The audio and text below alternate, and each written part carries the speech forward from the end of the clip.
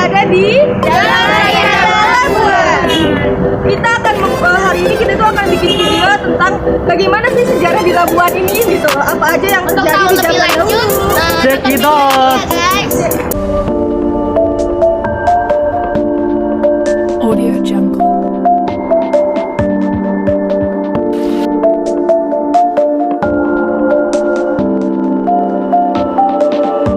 Audio Jungle.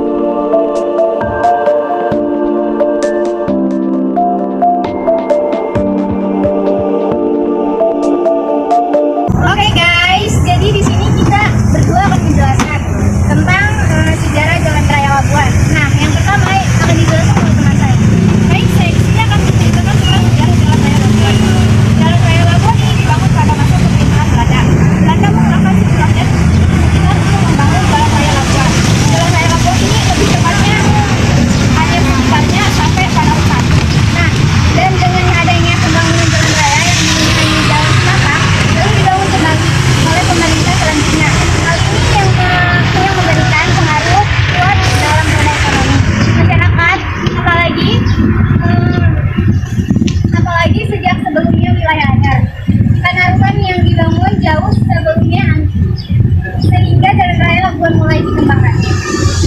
Bisa diperkirakan sebelum adanya stasiun dan pemasangan rel, jalan raya sudah mulai diperbaiki atau diperbaiki sedikit. Nah, selanjutnya selain dari itu, fungsi jalan raya Labuan sebagai penghubung ekonomi, salah satu tempat sentral untuk sebagai organ perputaran ekonomi, terletak pada pasar tradisional Labuan dan Caringin.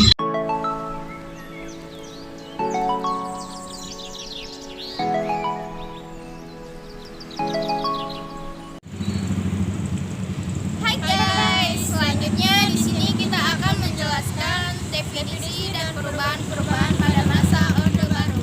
Orde Baru adalah sebutan bagi masa pemerintah Presiden Soeharto di Indonesia.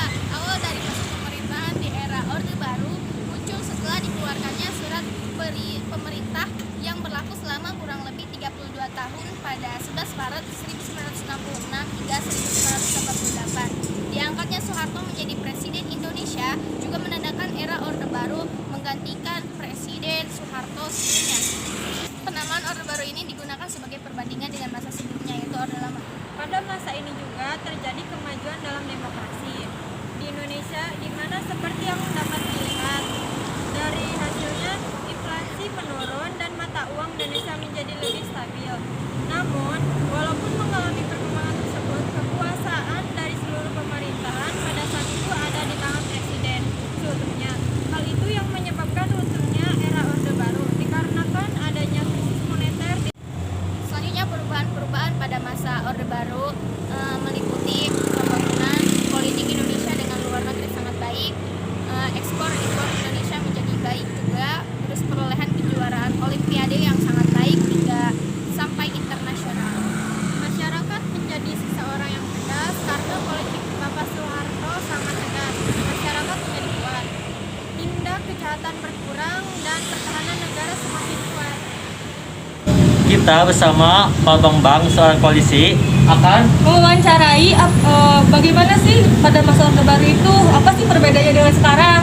Atau dengan ya, tunggu aja ya guys. Menurut pendapat Bapak kan pernah mengalami kan pada masa Orde Baru atau pada masa Pak Soeharto, apa sih perubahan-perubahan yang Bapak alami gitu, dari zaman Pak Soeharto sampai zaman sekarang?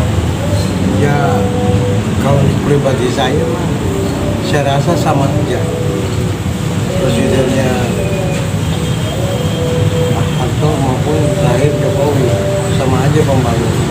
Bagus. Sebab kalau dulu kan teknologi mungkin kurang ya, kalau sekarang kan lebih besar teknologi. Saya dengar ya Pak ya, pada masa Pak Soeharto itu kan lebih politiknya itu lebih gimana ya, kayak kalau kita berkomentar sedikit tentang politik pasti itu entah kemana akan hilang. Apakah itu benar Bapak? Bagi saya mah politik Pak Harto, penglihatan saya itu semacam ini ya, periodenya soal pembangunan aja, pembangunan. pelita 5 tahun maksudnya. Pembangunan 5 tahun. Ya, diterapkan sama beliau. Menurut Bapak, apakah pembangunan yang direncanakan atau diprogramkan oleh Pak Soeharto berjalan semua, Pak? Oh, berjalan semua. Berjalan semua. Berjalan semua. Mulainya struktur jalan, lalu lintas, masalah imigrasi, perairan, maupun pokoknya segala macam ada. Segala macam ada ya, Pak? Ada. Untuk daerah Labuan sendiri, apa sih Pak yang dirubah? Apa sih maksudnya Perubahan dari ya, masa Pak Soeharto Soeharto. sampai Saya sekarang. waktu itu untuk di Pak Harto kebanyakan di Serang. Oh, di Serang. Jadi untuk di Labuan saya kurang Kurang tahu ya Kurang bagaimana tahu. sekitar Labuan. Ya, iya. Ya kan Pak, apa sih tuntutannya itu berbeda-beda kan Pak? Kayak sekarang itu tuntutannya kita itu harus kayak gimana gitu ke rakyat kan. Tapi kalau jalan Pak Soeharto itu bagaimana Pak? Jadi saya Tuntutannya? katakan, selagi banyak manusia di dunia ini, kan semakin tahun kan jumlah penduduk banyak. Iya, Ya, banyak. Jadi tuntutan sebagai pelayan, pengayom itu harus benar-benar untuk zaman sekarang. Sebab manusia waktu zaman Soeharto sedikit jumlah Penduduknya ya Sekarang kan banyak. banyak. Udah berapa juta jiwa saya mau nanya. banyak banget enggak. Iya. Kita juga termasuk negara Keempat. yang penduduknya Nah, tinggi. makanya. Terima kasih Bapak, Ya, kita Bapak. wawancaranya udah makasih Ya, Pak, banget makasih, Pak. Bapak. Sama berapa?